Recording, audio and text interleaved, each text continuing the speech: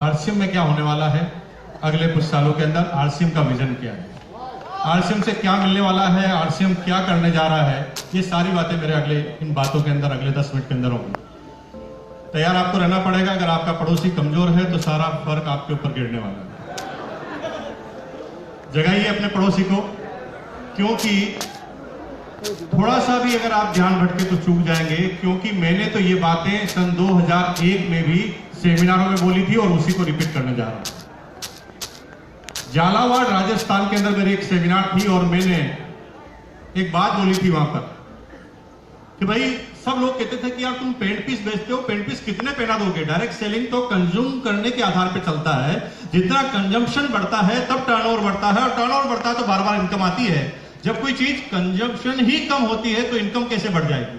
क्योंकि paint piece एक आदमी एक साल में एक बार सिला लेगा, एक साल में 2 बार सिला लेगा, तो इनकम रेगुलर जनरेट कैसे होगी? डायरेक्ट सेलिंग में ऐसे प्रोडक्ट आना जरूरी है जिसका डेली कंजम्पशन हो, जिससे डेली टर्नओवर हो। तब मैंने झालावाड़ राजस्थान में बोला था कि भाई रुक जाओ, ये एक शुरुआत है और किसी भी चीज की शुरुआत जो होती है वो इतनी हल्की सी होती है क्योंकि हमें ये पता नहीं होता कि कौन सी चीज इतिहास बनाने वाली है। तब मैंने झालावाड़ के एक सेमिनार में बोला कि थोड़े दिन रुक जाओ, तुम अगर टिके रहे ना तो ये कंपनी अभी जो नहीं सोच पा रही है वो भी सोचेगी। और ऐसा होगा कि तुम भगवान के सामने अगरबत्ती लगाकर बोलोगे ना ओम जय जगदीश हरे, तो अगरबत्ती आरसीएम की होगी, आप बोलोगे हरे हरे और आपको आएंगे हरे हरे हरे हरे। कहा गया था कि अगर आप लगे हैं तो एक दिन ये कंपनी आगे से आगे ऐसे प्रोडक्ट लेकर आएगी और आपका बल्ले बल्ले हो जाएगी। मुझे पता है 2001 में बहुत सारे लोगों ने हंसी मजाक में इस बात को टाल दिया था। बहुत सारे लोगों ने कहा कि ऐसा, बहुत सारे लोग बकबक करते हैं, ऐसा कुछ होता नहीं है। लेकिन आज हुआ है कि आज 17 साल के बाद हम यहाँ पर कितने बड़े अचीवमेंट के साथ बैठे हैं, जब हमारे पास वर्ल्ड क्लास प्रोडक्ट है, वर्ल्ड क्लास टीम है, वर्ल्ड क्लास सपोर्टिंग सिस्टम है। ये सारी चीज हमारे बीच में है। लेकिन अब क्या होने जा रहा है जिसके बारे में मैं बताने जा रहा हूं, आपको सुनना है तो सुन लेना। मेरा क्या सन्मुखानंद में पिछले 12 साल से यही बात बताता जा रहा हूं। कई फंक्शन मैंने यहां पर किए और एक दिन में 4-4 सेशन किए। लेकिन आज आप इस बात को बारीकी से समझना। बहुत ज्यादा पढ़ा लिखा इंसान नहीं हूं मैं, आपसे ज्यादा इंटेलिजेंट भी नहीं हूं, मेरे से कई मामलों में आप ज्यादा होंगे आगे। मैं आपको प्रणाम करता हूं उस बात के लिए। लेकिन इस आरसीएम के अनुभव में आप मेरे से ज्यादा नहीं हैं और मैं आरसीएम के अनुभव की बात आपसे करने जा रहा हूं। तो यूं हॉल के बाहर आप मेरे गुरु हैं और अगले 8 मिनट तक मैं आपका गुरु बनने वाला हूं। तैयार हैं आप लोग? अगर मुझे इजाजत देंगे तो मैं बात करूंगा आपसे। तैयार हैं आप लोग? देखिए, गोवा में एक ट्रेनिंग थी टैगोर साहब की। उन्होंने बताया था कि कैसे सिस्टम चलता है। तो उन्होंने कहा कि भाई जब 1G के टेलीफोन चल रहे थे वायर वाले, जिसमें एक वायर होता था, एक काले कलर का डब्बा होता था, उसको घुमा घुमा कर फोन पर बात करते थे। तो कुछ लोग सोचते थे कितनी अच्छी टेक्नोलॉजी आ गई है, दुनिया सिमट गई है। लेकिन उस समय कुछ विजन वाले लोग ऐसा बात कर रहे थे कि यार ये बार बार घुमाना है, अगर नंबर गलत डायल हो गया तो कट करके वापस डायल करना है। तो क्यों ना एक डिजिटल फोन का आए। और फिर 2G टेक्नोलॉजी चालू हुई। फिर आपने क्या देखा कि 2G टेक्नोलॉजी में वायरलेस फोन भी आने लगे। फिर आपने देखा कि 3G टेक्नोलॉजी आई। 3G टेक्नोलॉजी में इंटरनेट भी फोन के साथ चलने लगा। जब 3G टेक्नोलॉजी को लोग बाग अच्छा मान रहे थे तब कुछ लोग 4G पर काम कर रहे थे। और अभी आपने देखा कि 4G टेक्नोलॉजी आ गई। इंडिया में 20% इसका इस्तेमाल हो पा रहा है। 4G टेक्नोलॉजी में 4K टेक्नोलॉजी ऐसी है कि आप हूबहू 3D पिक्चर के जरिए, आप अगर स्क्रीन आपके सामने चले ना 4K की, तो आप स्क्रीन से टकरा जाएंगे। आपको लगेगा कि ये आपको हाथ मिलाना है इससे, और आप उसके नजदीक तक चले जाएंगे। फिर पता चलेगा जब स्क्रीन टच होगी कि ये आदमी नहीं है, स्क्रीन है। इतनी तक 4G की टेक्नोलॉजी पहुंच गई है। आने वाले समय में हिंदुस्तान में आएंगे, फिर 5G आएगी, फिर 6G आएगी। बात सिर्फ इतनी है, बात विजन की है कि जो होने वाला है उसको अगर वक्त से पहले आपने पहचान लिया तो आप आगे जाने वाले हैं। अगर आप सिर्फ सोच रहे हैं कि सब लोग कर लेंगे, सब लोग जांच लेंगे, सब लोग चेक कर लेंगे तो मैं कर लूंगा, तो आपको आश्चर्य होगा कि आप कोई बड़ा काम इस दुनिया में नहीं कर पाएंगे, एक आम इंसान की तरह रह जाएंगे। होने वाला क्या है, विजन क्या कहता है? देखिए, हिंदुस्तान एक गरीब स्टेट, गरीब कंट्री हुआ करती थी। कई सालों पहले आपने देखा कि यहां पर अखबारों में जो न्यूज आती थी ना, वो क्या आती थी? 15 आदमी भूख से मरे। ये बहुत पुरानी बात नहीं है। जब मैं छोटा था, आज के 20 साल पहले, 22 साल पहले, जब हम अखबार पढ़ते थे तो अखबार में न्यूज आती थी कि इतने आदमी भूख से मरे।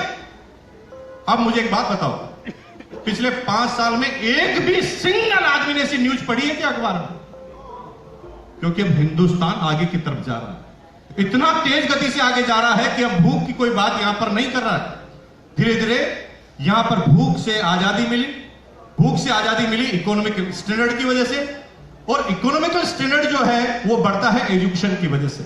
हम लोग एजुकेटेड होने लगे, इकोनॉमिकल स्टेटस बढ़ने लगा।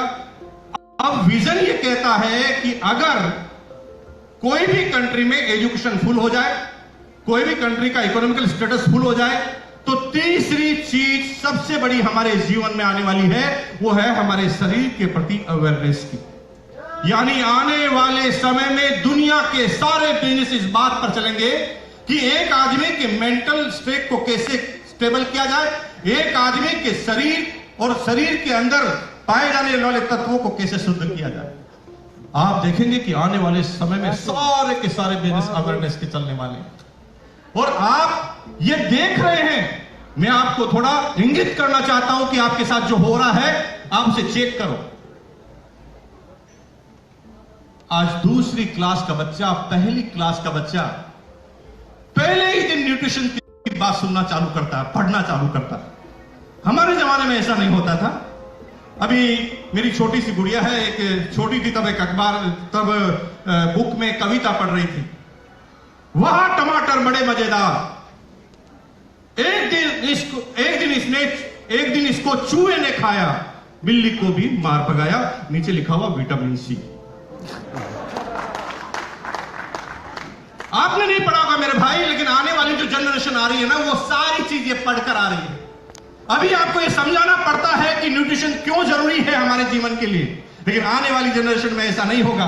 आने वाली जनरेशन में हर व्यक्ति, आप देखेंगे कि जैसे जैसे हिंदुस्तान इकोनॉमिकल के साथ जब एजुकेशनल क्वालिफाई करता जाएगा, आप देखेंगे हर आदमी न्यूट्रिशन के बारे में बात कर रहा होगा। उस समय चैलेंज ये नहीं होगा कि न्यूट्रिशन को कैसे समझाएं, उस समय चैलेंज ये होगा कि कौन सा न्यूट्रिशन खाएं।